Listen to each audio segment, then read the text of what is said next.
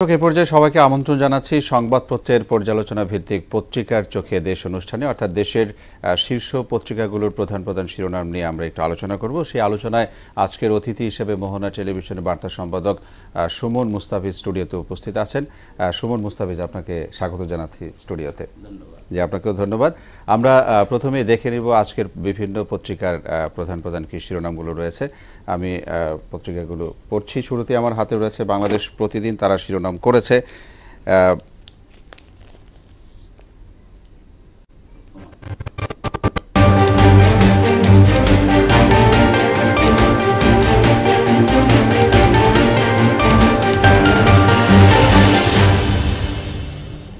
আমরা দেখে নেব পত্রিকার শিরোনামগুলো। শুরুতেই প্রথম আলোর শিরোনাম পড়ব। শিরোনাম আছে সরকারি দেনা পরিশোধের চাপ আরও বাড়ছে, মূল্যস্ফীতি বাড়ছেই সরকারি পদক্ষেপ কাজে আসছে না, মোদি প্রধানমন্ত্রী থাকছেন কিনা জানা যাবে আজ। ইত্তেফাক শিরোনাম করেছে স্বামী স্ত্রী পরিচয়ে ফ্ল্যাটে ওঠেন শাহীন শিলাস্তি রহমানের জবানবন্দি। ঈদের পর অফিস চলবে 9টা 5টা। আবারও বিজেপি জোট নাকি বিরোধী ইন্ডিয়া, লোকসভা নির্বাচনের ফল আজ। রয়েছে সমকাল শিরোনাম করেছে কর্মী পাঠায় অন্যরা, শত কোটি কামায় এমপিরা, অর্থাৎ মালয়েশিয়া শ্রমবাজার প্রসঙ্গে এই খবরটি আসছে। কর ভেটের চাপ আরও বাড়বে। বাংলাদেশ প্রতিদিন তারা শিরোনাম করেছে মোদির হ্যাটট্রিক না অন্য কেউ, ভারত ক্ষমতা কাদের, ফল ঘোষণা আজ, টানটান উত্তেজনা, কালো টাকার পাহাড়। যুগান্তর রয়েছে আমার হাতে। যুগান্তরের শিরোনাম জানাবো হাজির হচ্ছেন না দুদকে, ধরাছোঁয়ার বাইরে বেনজির পরিবার, জটিল প্রেক্ষাপটে আসছে এবারের বাজেট। দেশ রূপান্তরের শিরোনাম ভুল ওয়ে, অর্থাৎ রেলওয়ে সম্পর্কে এরকম একটি শিরোনাম করেছে। লোকসানে চলছে খুঁড়িয়ে খুঁড়িয়ে। আমার হাতে রয়েছে বণিক বার্তার শিরোনাম করেছে দুর্যোগপ্রবণ বাংলাদেশে ভাসমান এলএনজি টার্মিনাল, নির্ভরযোগ্য কি, এখনও চালু হয়নি সামিটের টার্মিনাল গ্যাস সরবরাহ। ঈদের পর 9টা 5টা ফিরছে সরকারি অফিস। টানা তৃতীয়বারের মতো বিজেপি নাকি ইন্ডিয়া জোট। The daily star, power agriculture to drive up subsidies, inflation hit 7 month high. এই ছিল আজকের দৈনিক পত্রিকার প্রধান প্রধান শিরোনাম। আমরা জেনে নিলাম। জনাব সুমন মুস্তাফিজ, আমি যদি আপনার কাছে প্রথমে একটি শিরোনাম নিয়ে আসতে চাই যে ভারত নির্বাচন 19 এপ্রিল শুরু হয়েছে, 7 দফা নির্বাচন, সেটি ভোটাভুটি শেষ হয়েছে, আগামীকাল ফলাফল জানা যাবে। বুথ ফেরত জরিপ বলছে যে প্রধানমন্ত্রী হিসেবে তৃতীয়বারের মতো নরেন্দ্র মোদী আসতে পারে, বিজেপি জোট নেতৃত্বাধীন এনডিএ। আপনার মতামত জানতে চাই। না, নরেন্দ্র মোদী, বিষয়টা হচ্ছে যে উনি যেভাবে গত 2 মেয়াদে কাজ করেছেন, এটা আমরা জানি যে বিজেপি একটি রক্ষণশীল দল, সাম্প্রদায়িক দল। তারপরে উনি সার্বিকভাবে গণতন্ত্র চর্চায় যেভাবে কাজ করেছে, সেই বিবেচনায় নরেন্দ্র মোদীর পুনর্বার প্রধান আশার একটি বুথ ফেরত জরিপ এরকম বলছে আর কি। উনি আসতেই পারেন।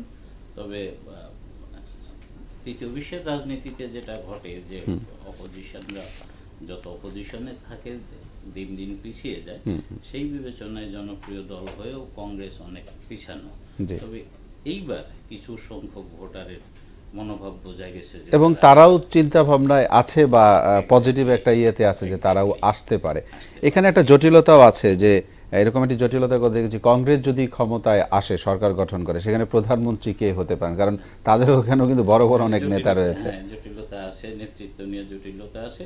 তবে তারপরেও আমার মনে হয় যে সব সম্ভাবনা শীর্ষে থাকবেন সম্ভবত রাজীব পুত্রই। আচ্ছা, জি, আমরা একটু বাজেট প্রসঙ্গে আসতে চাই। আর 2 দিন বাকি আছে, বাজেট ঘোষণা হবে। অর্থমন্ত্রী আবুল হাসান মাহমুদ আলী, ওনার প্রথম বাজেট, আপনার কাছে এটা নিয়ে একটু জানতে চাই। এটা তো উনি অভিজ্ঞ মানুষ, অভিজ্ঞ রাজনীতিবিদ নিঃসন্দেহে। যদিও অর্থ মন্ত্রণালয়ে উনি নতুন, এর আগে দায়িত্ব পালন করেছেন পররাষ্ট্র মন্ত্রণালয় সহ সরকারের গুরুত্বপূর্ণ বিভিন্ন দায়িত্ব পালন করেছেন। সেই হিসেবে সেই হিসেবে জনগণের প্রত্যাশা ওনার কাছে যে ভালো একটি বাজেট ঘোষণা হবে, সেটা আশা করাই যায়। তবে বাজেট তো এককভাবে অর্থ মন্ত্রণালয়ের উপর নির্ভর করে না, সেই হিসেবে মানে দেখা যাক আর 2 দিন পরে ঘোষণা আসবে। জি, সুমন মুস্তাফিজ, আরেকটি বিষয় আপনার কাছে আসতেই চাই যে শ্রম বাজার, মালয়েশিয়া যে শ্রম বাজার মানে পরপর 3 বার বন্ধ হয়ে গেল, এই অবস্থায় যারা এই যে যেতে পারেনি তাদের কি হতে পারে? এটা দুঃখজনক। এক কথায় যদি বলি, মালয়েশিয়ার শ্রমবাজার 70-80 দশকের পরে, মধ্যপ্রাচ্যের পরে মালয়েশিয়া বাংলাদেশের সবচেয়ে বড় শ্রমবাজার। এবং দুঃখজনকভাবে অপ্রিয় কথা হচ্ছে যে শুরু থেকেই এই বাজারের শুরু থেকেই এটা নিয়ে চলছে রাজনীতি এবং সিন্ডিকেশন ব্যবসা।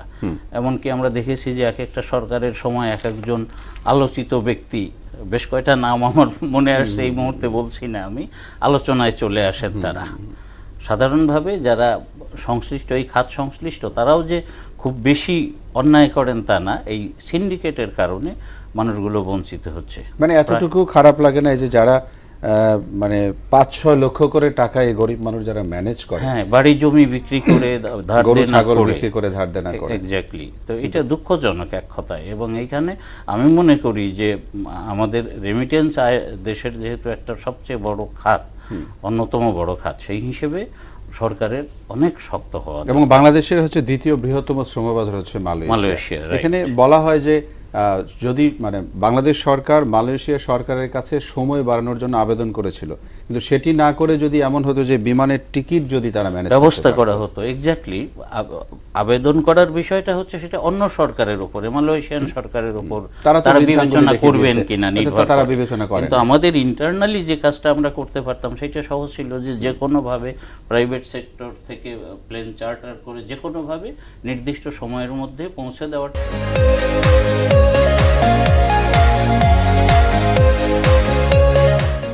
আমার বিবেচনায় যে সহজ ছিল এবং সেই পদক্ষেপ নেওয়া, তাহলে এই জটিলতাটা তৈরি হতো না। কারণ মালয়েশিয়া যদি মানে না করতে পারে সেই সম্ভাবনা তো ছিলই, কারণ সেটা তো তাদের এখতিয়ার। অবশ্যই। তাহলে বাংলাদেশ মানে যদি এই ব্যবস্থাটা আমাদের যেটা করণীয় আমরা সেটা করতে পারলে ভালো হতো এবং একটু বেশি নিশ্চিত হওয়া যেত। এই যে যারা যেতে পারেনি তারা কি এই যে টাকা ফেরত পায় এরকম রেকর্ড আছে? খুব কম। এই ব্যবসায় যারা মানে জড়িত তাদের কাছ থেকে, রিক্রুটিং এজেন্সির কাছ থেকে টাকা ফেরত পাওয়াটা এক কথায় সহজ নয়। আসলে এরকম মানে পেছনের ইতিহাস কখনো সেরকমটি বলে না।